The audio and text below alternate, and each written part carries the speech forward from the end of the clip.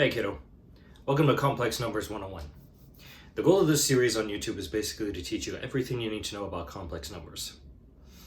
They tend to get a little bit tricky at first, but once you kind of understand how complex numbers works, the tricks to doing the questions, they tend to become relatively straightforward. And there's normally a moment in whatever complex course or class that you're taking where it starts to click. That's what the goal of this series is going to be, is to get you to the point where everything kind of makes sense, everything clicks, and you're able to do them no problem. So sit back, relax, and let's get you ready.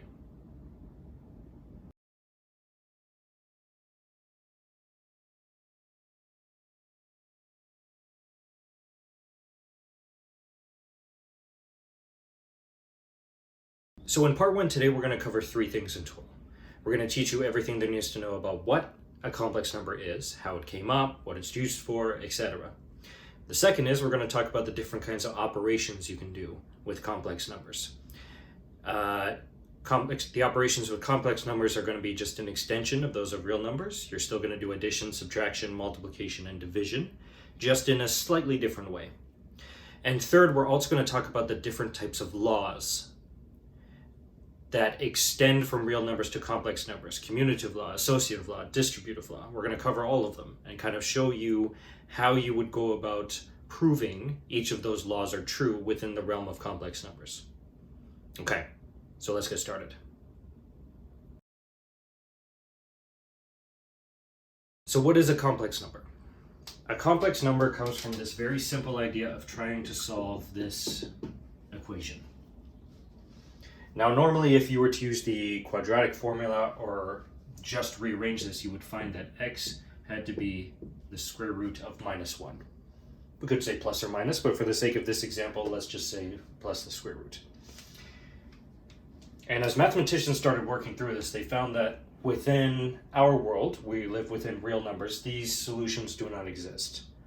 But what we found was that a lot of the mathematics we do with even real life examples become a lot easier if we start to treat this as sort of a separate solution, something outside of our world, something imaginary.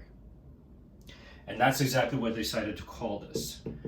So they basically created a new scale, a new vector, let's say, called imaginary numbers. So that now if you were to draw out this on a board similar to before, you would have basically the real parts, this is where we live, and then the imaginary parts here. And I would kind of act as this imaginary scale, and 1 would act as the real one. So how do we describe what, now that we know what imaginary part is and kind of where it comes from, where did complex numbers come from and what are they?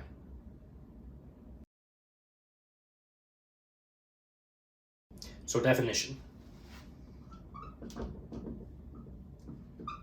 Let z, which is equal to x plus iy, where x and y are real numbers, be a complex number.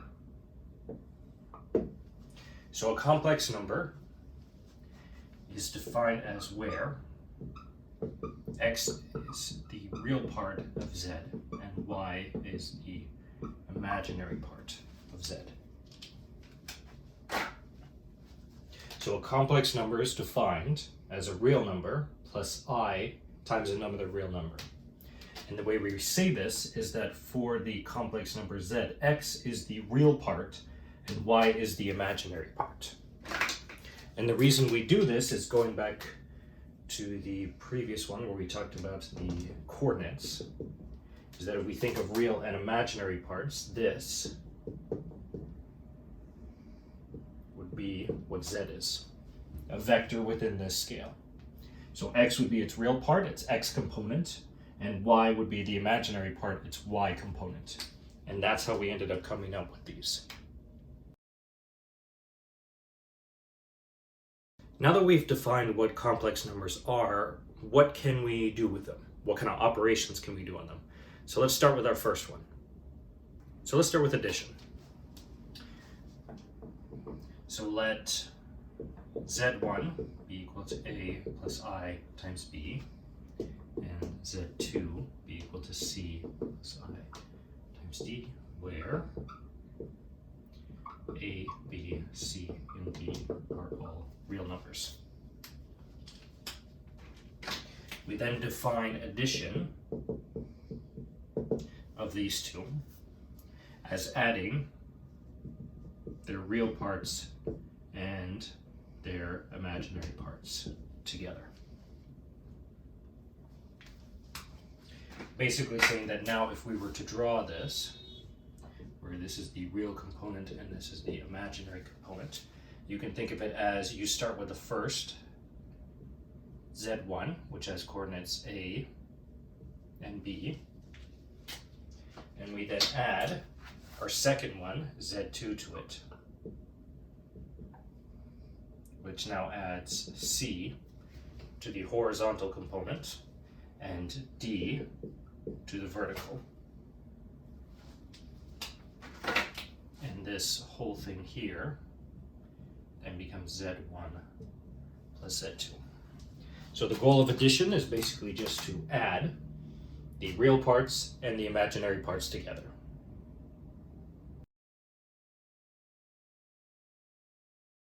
Now, subtraction is very, very similar to addition. The only thing we are going to change for subtraction is that now we're still going to combine the real and imaginary parts like we did before, but instead you're going to subtract these from each other.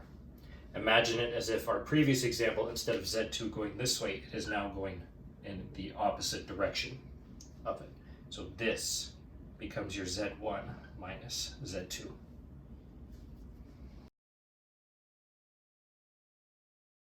Okay, now we move on to multiplication.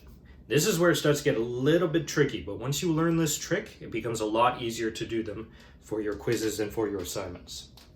The one thing we need to remember is that we defined I to basically be the square root of minus 1. Which means I has a very particular property that when you square it, you will get back minus 1. And we're going to use this when we do multiplication. Okay, so now let's go back to what we did with addition. We're going to bring out we are going to make two complex numbers.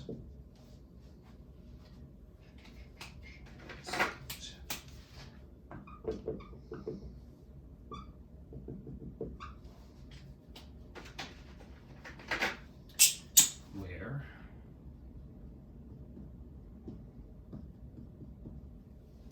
A, B, C, and D are real numbers. And now we're going to define what multiplication is. Okay, so Z1 times Z2 is going to be the idea of taking A plus I times B and C plus I times D. Okay, now as usual, you are still, even though we live within complex, we can still use FOIL to expand this out. So when we expand this, we will end up with A times C plus first inside I times B plus times C plus I times A and D and plus I squared B and D. Okay, so now we're going to use the property we had before, which is when we square, when I is squared, we're going to get back minus 1.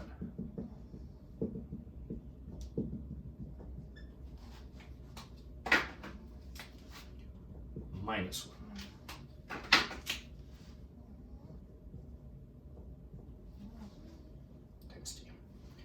So now what we have is we have these two, which are the imaginary part, and these two, which are the real part. So now we can combine them into their respective sections. So now we have A and C minus B, D plus I, BC plus A and D. And that is how we define multiplication for complex numbers. So the goal of it was basically that Easier way to do these for questions is that technically the imaginary parts are just the cross of real and imaginary parts. And the real parts are the ones that are matching. So the real ones multiplied together minus the imaginary parts multiplied together. And that's how we do multiplication.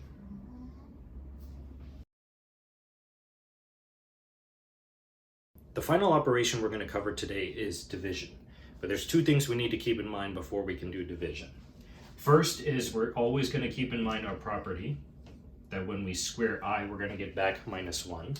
But we need to define something new for this that's going to help us with division. So definition. Let z, which is equal to x plus I times y, where x and y are real numbers,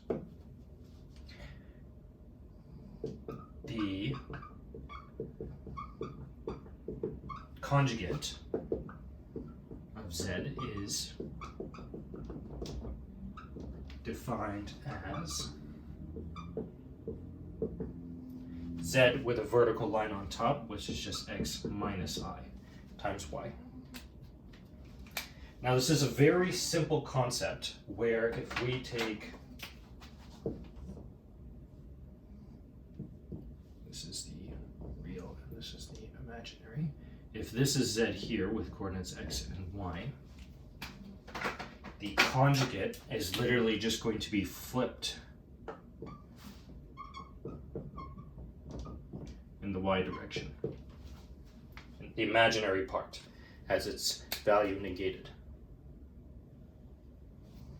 And the one thing that's going to come from this is that technically if we take z and we multiply it by its conjugate, we're going to get the following. Using the same thing we did with multiplication, if we take z multiplied by its conjugate, we'll get x plus I times y times x minus I times y. Multiplying them together, you'll get x squared plus I xy plus I xy minus I squared y squared. But we know that this just turns into +1 from our property here. So we're going to get x squared plus y squared plus, this is a subtraction. We're just going to get, since these two will cancel out, we'll just get x squared plus y squared. So technically taking a complex number and multiplying it by its conjugate removes the imaginary part entirely. And that's going to be a very key thing we're going to use for division.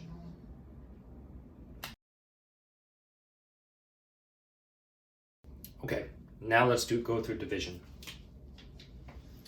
Okay. So let z1 be a plus I times b, let z2 be c plus I. So a, b, c, and d are all real numbers. We define z1 over z2, the division, is a plus I times b, or z plus I times d. Now technically, within the realm of complex numbers, there is no such thing as a division of two. There is no such thing as a division of a real and imaginary part. We can't use any of the other tricks we had when we did with real numbers for this.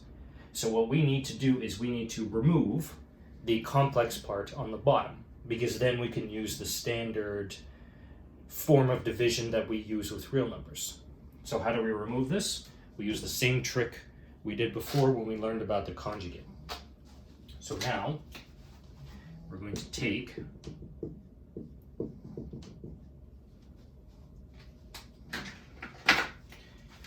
our division here and multiply the top and bottom by the conjugate.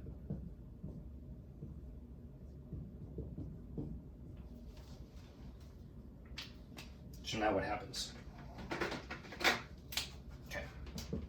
So from our rule of multiplying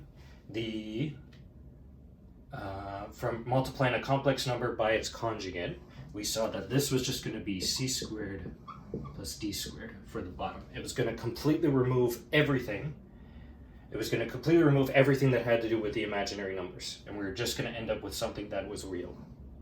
So what about the top? So we're going to have a and c plus I, B, C minus I, B, D minus I squared times B times D.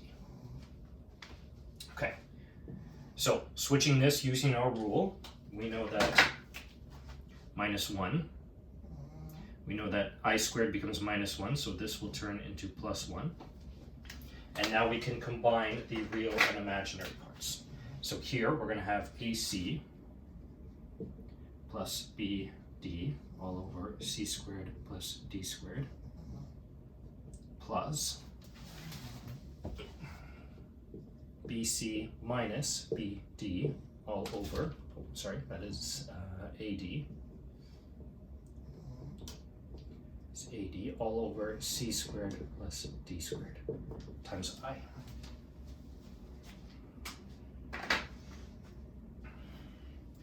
So what we did was we took the division of two complex numbers, we multiplied it by the conjugate on the bottom to remove all of the imaginary parts. After that, we just have a division over a real number, which we can do, we're used to. And now we put all of the real parts together into one and put all the imaginary parts into one. And now here, this is the definition of division.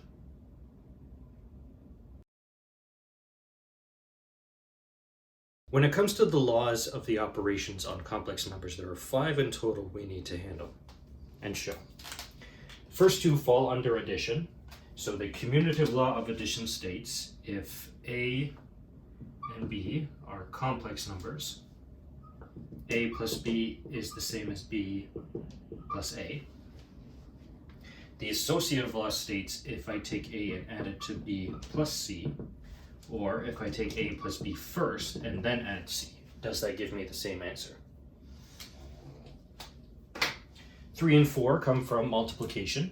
So the commutative law of multiplication states it's A times B the same as B times A. And the associative law is if I take A and multiply it by B and C, where B and C is multiplied first, is that the same as A times B first times C? The final and fifth law comes as a combination of addition and multiplication, and it states is A plus B times C the same as A times C plus B times C. So the distributive law checks, can you distribute A and B into C, and that will give you the same answer. Commutative is basically does flipping A and B matter, and the associative law basically just states does the order in which you do these operations matter.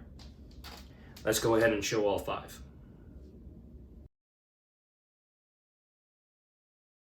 The first law we're going to tackle is the commutative law of addition. So let's remind ourselves what we needed to show.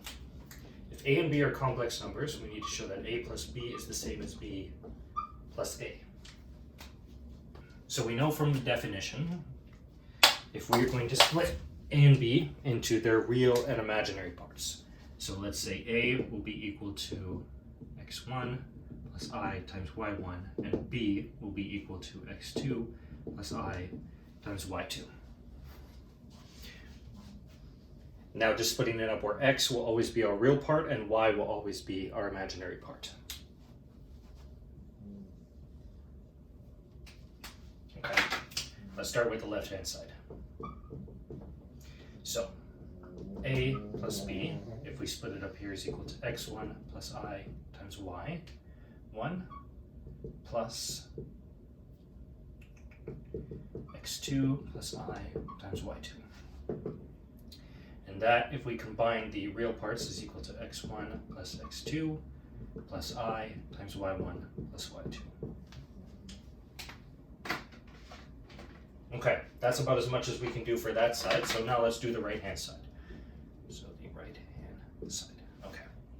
B plus A is now equal to x2 plus I times y2 plus x1 times I times y1. Combining the real and imaginary parts, we get x2 plus x1 plus I times y2 plus y1. Okay. Here comes the very important part of this one. is that we can clearly see within the real parts and within the imaginary parts that they are just the flipped version. So here, we're not just allowed to flip these because these are both complex numbers. However, if you are dealing with now an addition that just has to deal with real numbers, so let's say a real number plus a real number, you are allowed to apply the same commutative law that you learned with real numbers before. So if you know for sure that the left-hand side is only real numbers and the right part of the addition is real, you are allowed to flip these without any further explanation.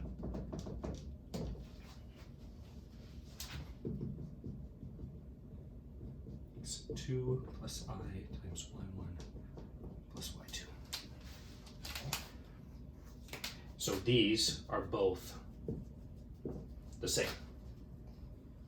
Again, just to bring this idea again, is that you are allowed to flip them only when you are adding two real numbers together. You cannot just flip them for this proof for complex numbers. But now that we've shown that the commutative law holds for complex, we can now.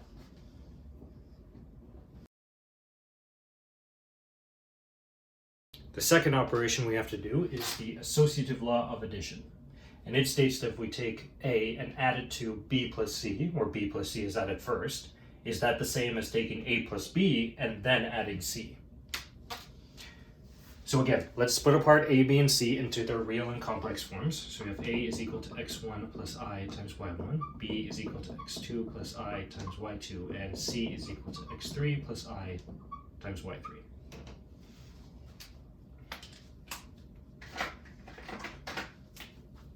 Let's do the left-hand side. So A plus B plus C. Okay.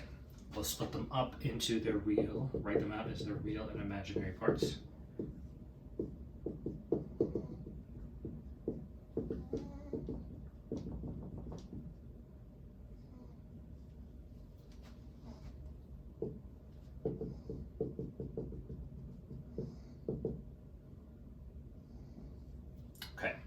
Now this is our operation first, so we're going to combine the real parts together, x2 plus x3 plus I times y2 plus y3. And now we can combine the real parts of the left and right here. So we've got x1 plus x2 plus x3 plus I times y1 plus y2 plus y3. Okay, that's all we can do with the left-hand side, so now let's do the right-hand side.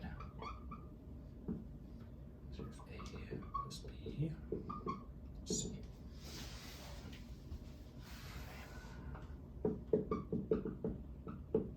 Plus I times y1 plus x plus I times y2.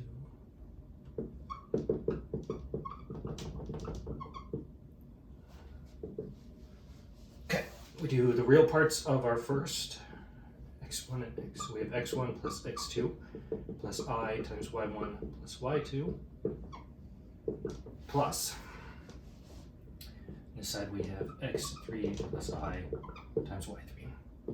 Combining the real parts together, we get x1 plus x2 plus x3 plus I times y1 plus y2 plus y3.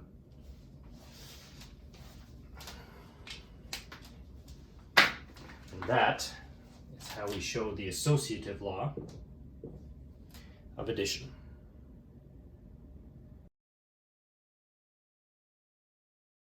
The third law we have to prove is known as the commutative law of multiplication.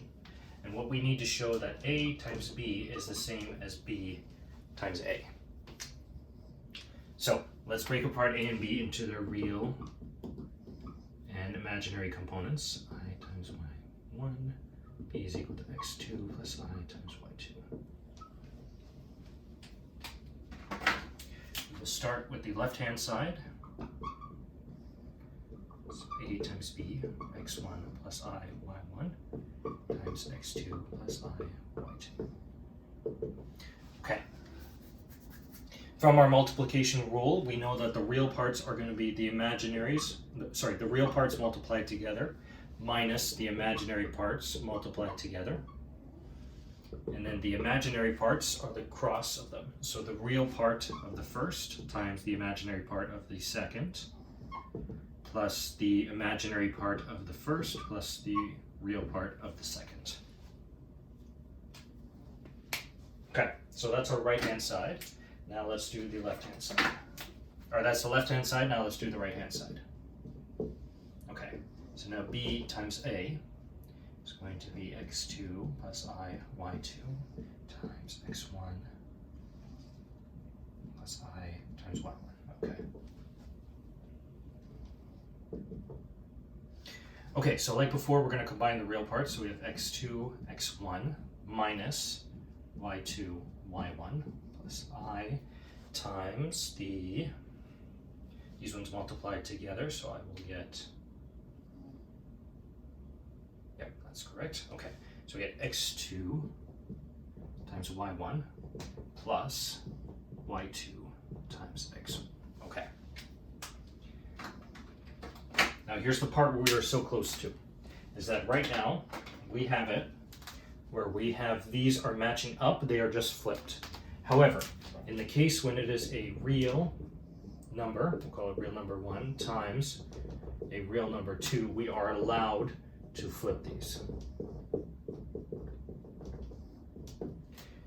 For this particular example, this is only the case where we have real numbers, because we're allowed to use the commutative law of multiplication when it came to just real numbers. So we know that if I take a times b in real numbers, it is the same as b times a. So that means that x2 times x1 is x1 times x2. And we are allowed to do this for the remaining ones because they are just real numbers. X1, y2 plus y1, x2. Now when we start to match, we'll see these are the same.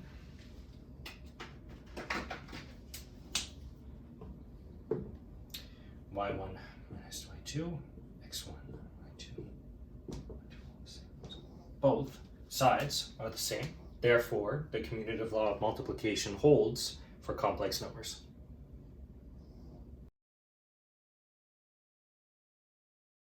Our fourth law is definitely going to be the most trickiest. So this is the associative law of multiplication. And what it states is that a times b and c, where b and c are multiplied first, is the same as a times b, then multiplied by c.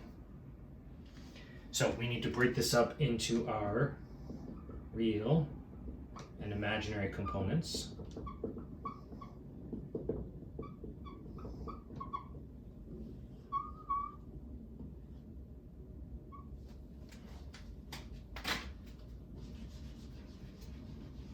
Begin working on our proof.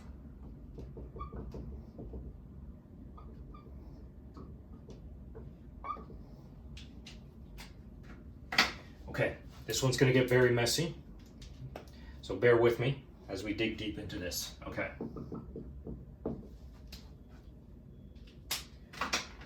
Left hand side. Okay. x1, a is on the outside, so x1 plus y1 is here. We're then going to multiply by x2 plus I times y2 times x3 plus I times y3. Okay.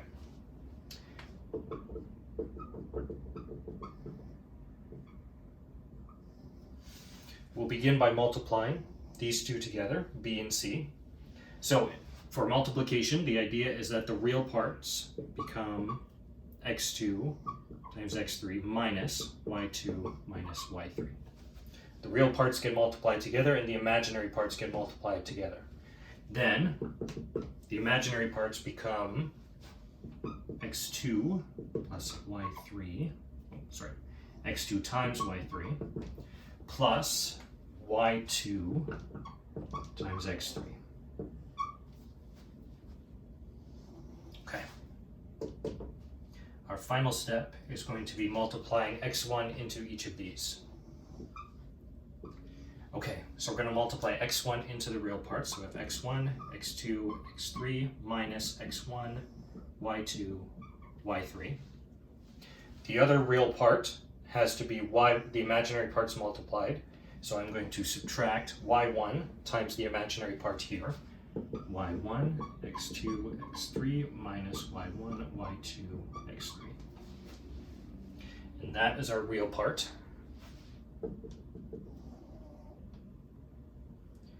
Our imaginary part now has to be the real part here multiplied by the imaginary. So I'm going to get x1, x2, y3 plus x1, y2, x3 plus the imaginary part here times the real part. So we're going to get y1, x2, x3 minus y1, y2, y3.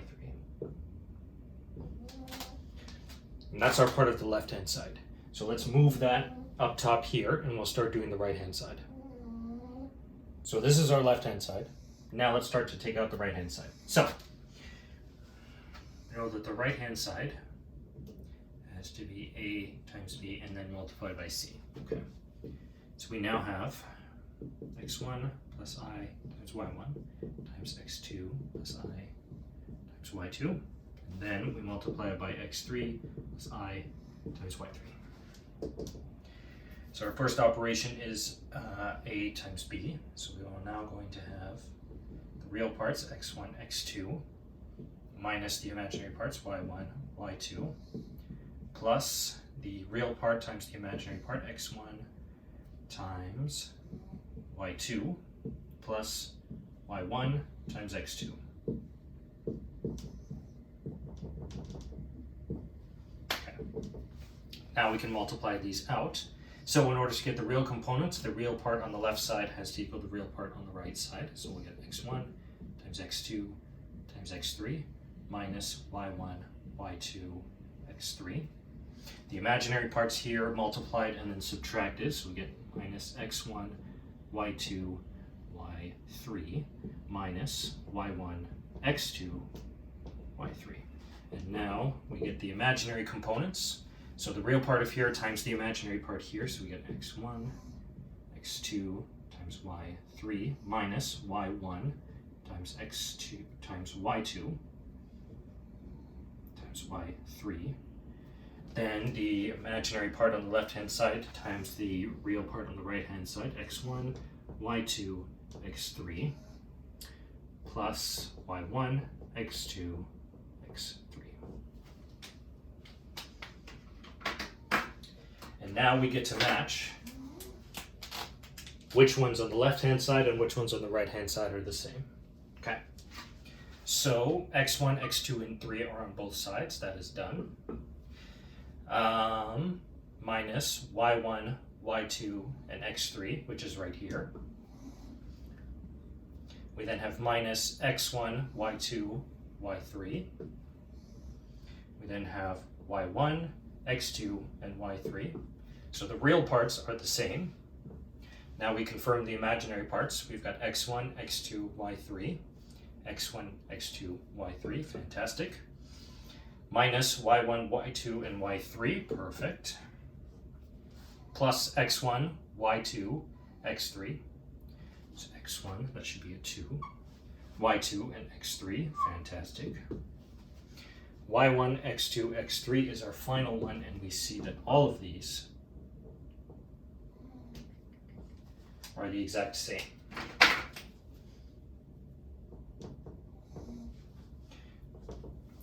Therefore, since the real and imaginary parts on both sides are the same, we have shown the associative law of multiplication holds for complex numbers.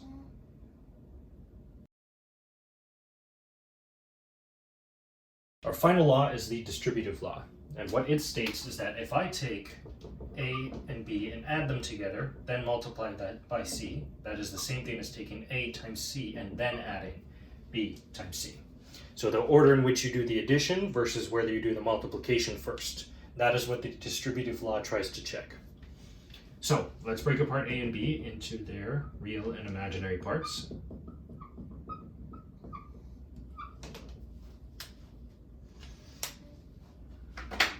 Now let's start with the left-hand side.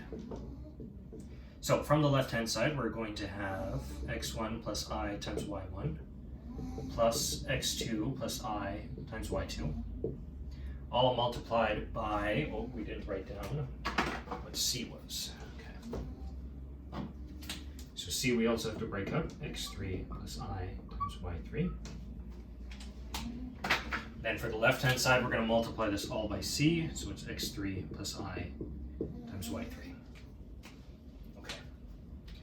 So first step is to do the addition inside of here, so we're going to take x1 plus x2 plus I times y1 plus y2. We then multiply that by everything for x3. So again, the idea is that we take the real parts, multiply them together. So we will now get x1 times x3 plus x1 plus x2 times x3 minus the imaginary parts. So we'll get y1, y3 minus y2, y3. And the imaginary parts are going to be multiplied, the real part on the left with the imaginary part on the right, y1, y3, plus our x1, y3, x2, y3, plus the real part of here times the imaginary, so we'll get y1, x3, plus y2, x3. And that is what we get for the left-hand side. So let's bring this up and let's look at the right-hand side. Okay, now let's dive into the right-hand side. So we have x1 plus I times y1 times c, which is x3 plus I times y3, plus x2 plus I times y2 times x3 plus I times y3.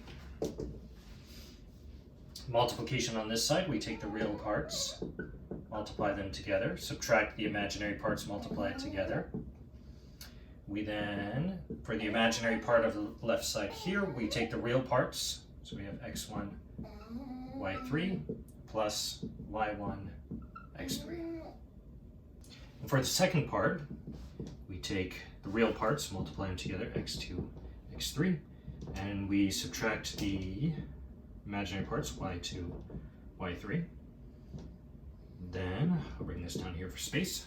We then take the real part times the imaginary part, x2, y3, plus the imaginary part times the real part, y2, x3. Combining them all together, we're just going to add the real parts and add the imaginary parts together. So we will have x1, x3 minus y1, y3, plus x2, x3 minus y2, y3. Plus the imaginary parts, so we'll have x1, y3 plus y1, x3 plus x2, x3 plus y2, x3. And now we get to check, are both sides the same? Okay, so at x1 and x3 we see are the same, fantastic. Minus y1 and y3 we see are the same. x2 and x3 we see are the same. Minus y2, y3. Real parts are good. Imaginary parts, x1, y3, perfect. x2, y3, that should be a y. There we go. x2 and y3, yep, fantastic. Y1 and x3, right there, perfect. And finally, y2 and x3. So both the real and the imaginary parts are the exact same, therefore the distributive law holds for complex numbers.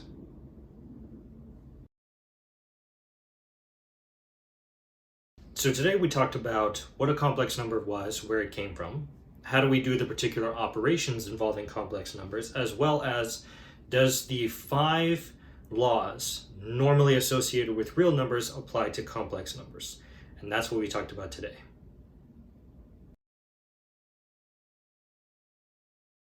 Thank you very much for watching. I hope this helped with your upcoming assignments, quizzes, and your exams.